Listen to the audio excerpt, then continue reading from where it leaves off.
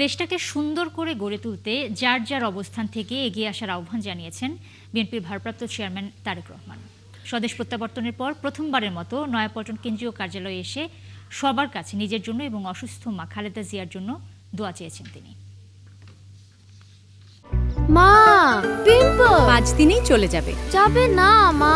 যাক, নিমের 5 অংশের পাওয়ারে 5 দিনেই দূর হবে পিম্পল। হিমালয়া পিউরিফাইং নিম ফেস ওয়াশ। পূর্ণতা পেল বিএনপির নয়াপল্টন কেন্দ্রীয় কার্যালয়।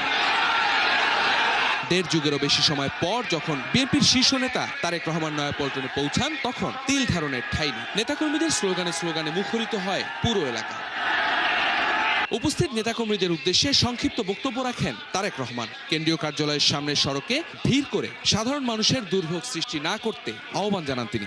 আমরা যদি এখন এই রাস্তাটা বন্ধ করে রাখি তাহলে সাধারণ মানুষের চলাফেরার অসুবিধা হবে।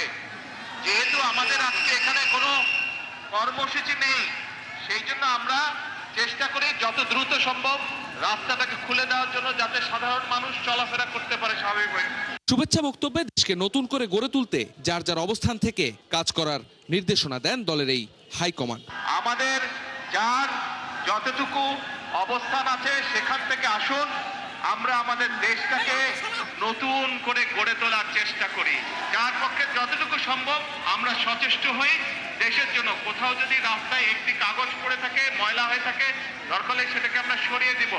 এইভাবে ছোট ছোট করে কাজ করার মাধ্যমে আমরা দেশটাকে গড়ে তুলে আসুন। অসুস্থ মা বেগম খালেদা জিয়ার সুস্থতা ও নিজের জন্য দোয়াও চান বিএনপির ভারপ্রাপ্ত চেয়ারম্যান। সকলে ভালো থাকবেন ইনশাল্লাহ, আমার জন্য দোয়া করবেন। দেশনেত্রী খালেদা জিয়ার সুস্থতার জন্য দোয়া করবেন। পরে তার জন্য নির্ধারিত কক্ষে প্রবেশ করে নেতাকর্মীদের সঙ্গে শুভেচ্ছা বিনিময় আর দলীয় কার্যক্রমের তদারকি করেন বিএনপির ভারপ্রাপ্ত চেয়ারম্যান। নয়াপল্টন কেন্দ্রীয় কার্যালয়ে আসলেন বিএনপির ভারপ্রাপ্ত চেয়ারম্যান তারেক রহমান এবং এর মধ্য দিয়ে দীর্ঘ 1.5 দশকের অপেক্ষার অবসান হলো। এবং আজকে এখানে এসে তিনি যেই বার্তাটি দিলেন সেটিও আসলে ঐক্যের বার্তা এবং দেশের জন্য যার যার অবস্থান থেকে যতটুকু সম্ভব ততটুকু করার আহ্বান জানালেন বিএনপির এই শীর্ষ নেতা। শফিকুল হক, 71, ঢাকা।